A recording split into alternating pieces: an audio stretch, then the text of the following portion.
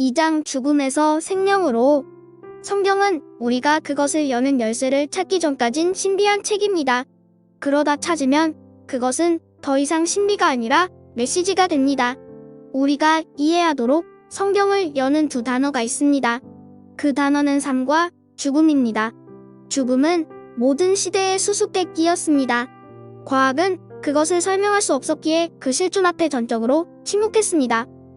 철학은 사람의 이 무서운 적을 만났을 때 시적으로 변합니다. 그리고 신학은 그것을 설명하려고 할 때 죽음의 보편성만을 다루었습니다. 집요한 추적자 같은 적 죽음은 인류의 요람에서부터 역사했으며 현재까지 수세기에 걸쳐 인류를 따라왔습니다. 죽음은 창조의 일부가 아닐 뿐더러 하나님의 원래 계획도 아니었습니다. 심지어 육체적 죽음은 하나님의 적이며 사람의 적입니다.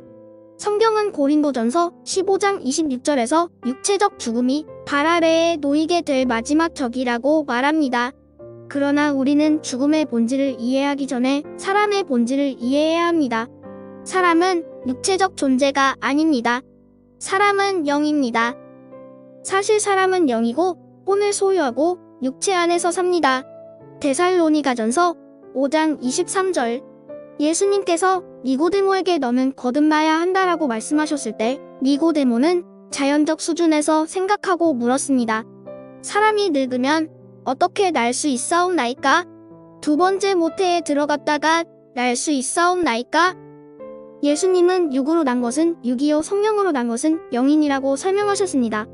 새로운 탄생은 사람의 영의 재탄생입니다. 진짜 사람은 영입니다. 영은 사람의 지성, 감정, 의지인 혼을 통하여 작동합니다. 그리고 혼은 육체를 통해 작동합니다. 이제 영인 사람과 그의 혼은 육체 속에서 삽니다.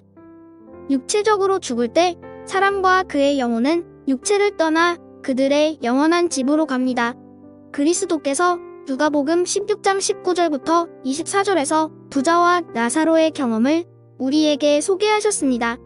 한 부자가 있어 자색 옷과 고운 베옷을 입고 날마다 호화롭게 즐기더라.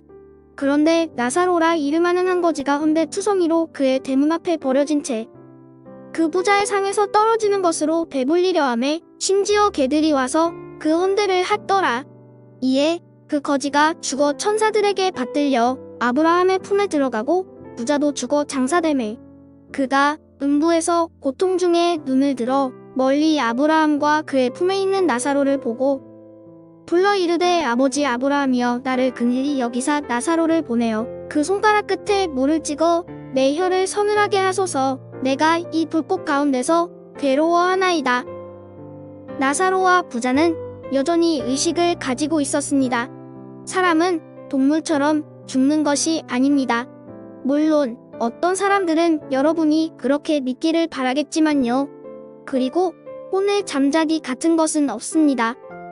여러 종류의 죽음이 성경에 언급되어 있지만 우리가 잘 알아야 하는 것은 세 가지입니다.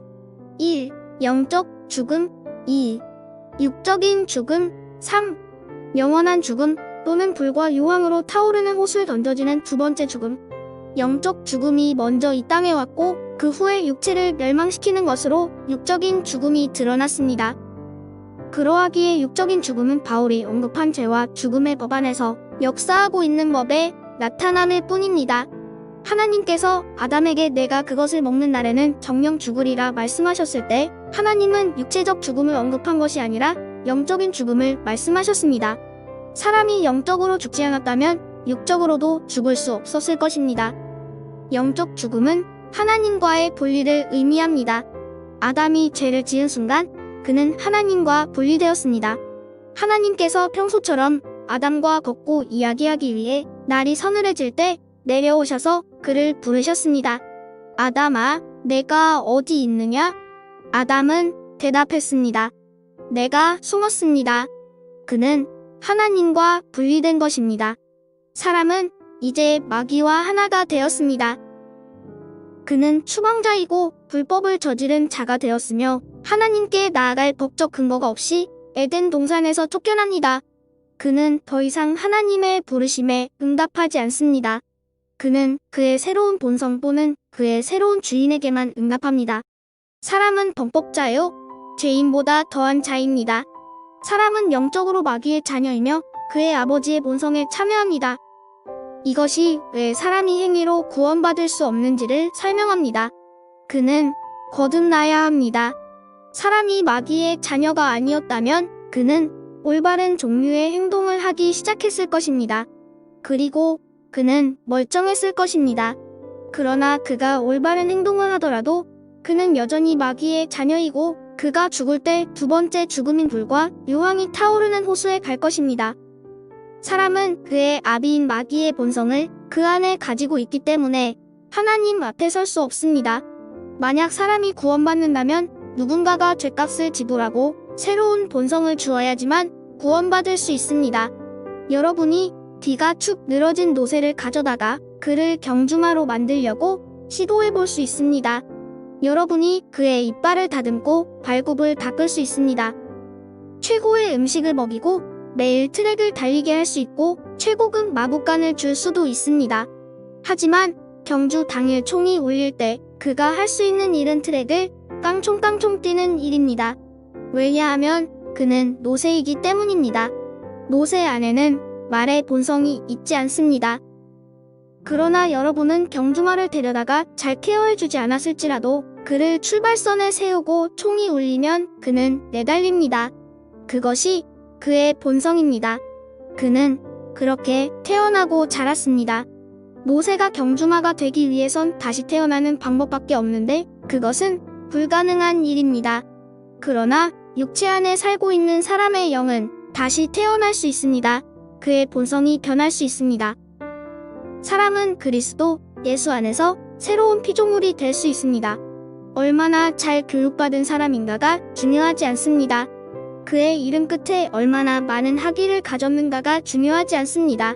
얼마나 많은 돈을 가지고 있는지, 얼마나 선하게 사회적 역할을 다했는지, 그가 얼마나 종교적인지가 중요하지 않습니다. 사람은 하나님 앞에 설 수 없습니다. 그의 본성이 잘못되었습니다. 오늘날 사람은 자신의 행위 때문이 아니라 자신의 존재, 본성 때문에 실패했습니다. 그가 행하는 것은 자신이 어떤 존재인지에 대한 결과일 뿐입니다. 사람은 영적으로 죽었기 때문에 하나님의 생명이 필요합니다. 하나님께 감사드립니다. 그리스도께서는 우리를 영적인 죽음에서 속량하셨습니다.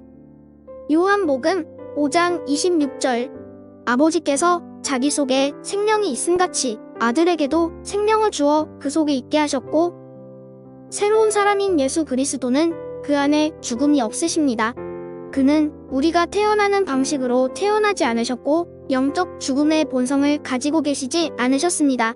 그런데 성경은 히브리서 2장 9절에서 그가 모든 사람을 위해서 죽음을 맛보셨다고 말합니다.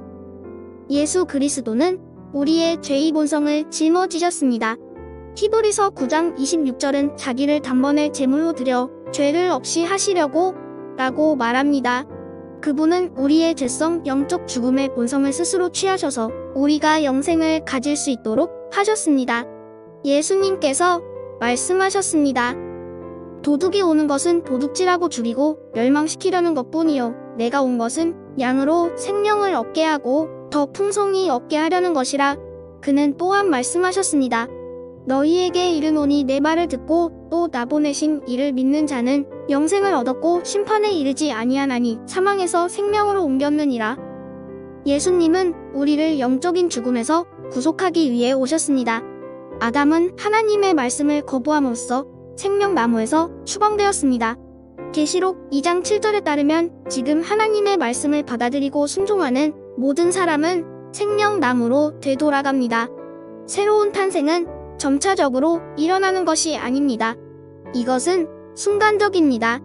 우리가 믿는 순간 받은 하나님의 선물입니다. 에베소서 2장 1절에서 허물과 죄로 영적으로 죽었던 여러분을 하나님께서 되살리셨습니다. 그리고 8절과 9절은 그것이 어떻게 오게 되었는지를 말해줍니다. 에베소서 2장 8절, 9절 너희는 은혜에 의하여 믿음으로 말미암아 구원을 받았으니 이것은 너희에게서 난 것이 아니요 하나님의 선물이라. 행위에서 난 것이 아니니 이는 누구든지 자랑하지 못하게 함이라. 행위가 아닙니다. 이것은 부풀려지는 자아의 풍선을 찔러버립니다. 사람은 자신을 구하기 위해 무언가를 하고 싶어 합니다. 그는 그것의 지분을 갖고 싶어 합니다. 그러나 사람은 구원을 위해 할 수 있는 것이 아무것도 없습니다. 단지 자신의 무력함과 희망 없음을 인정해야 합니다. 여러분은 성경이 말하는 대로 전적인 죄인임을 인정해야 합니다. 그런 다음 그리스도께로 와서 그분이 여러분을 위해 이루어 놓으신 그분의 선물을 받으십시오. 여러분은 영적 죽음에서 영적인 생명으로 옮겨지셨습니까? 하나님이 여러분의 아버지이십니까? 여러분은 하늘을 바라보며 아버지 하나님이라고 말할 수 있습니까? 여러분 안에 계시는 그분의 영이 여러분이 하나님의 자녀임을 증거하고 계십니까? 여러분 안에서 아바, 아버지라고 외치시는 성령님이 계십니까? 여러분이 거듭났다면 그렇게 합니다. 거듭나지 않았다면 그리스도를 오늘 여러분의 구세주로 받아들이십시오. 로마서 8장 14절에서 16절. 무릇 하나님의 영으로 인도함을 받는 사람은 곧 하나님의 아들이라. 너희는 다시 무서워하는 종의 영을 받지 아니하고 양자의 영을 받았으므로 우리가 아빠 아버지라고 부르짖느니라. 성령이 친히 우리의 영과 더불어 우리가 하나님의 자녀인 것을 증언하시나니